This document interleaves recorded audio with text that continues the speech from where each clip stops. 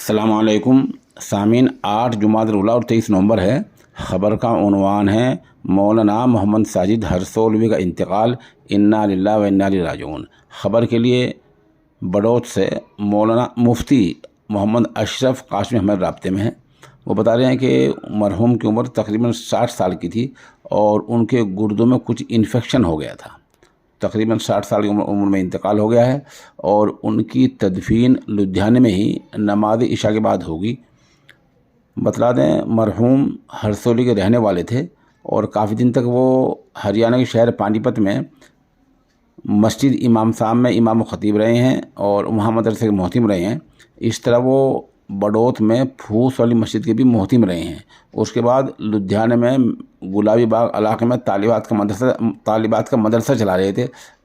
آج ان کا انتقال ہو گیا ہے۔ اس حادثے فاجعہ پر مفتی محمد ایوب صابر ہرسولوی نے نہایتی رنجوں کا اظہار کیا ہے۔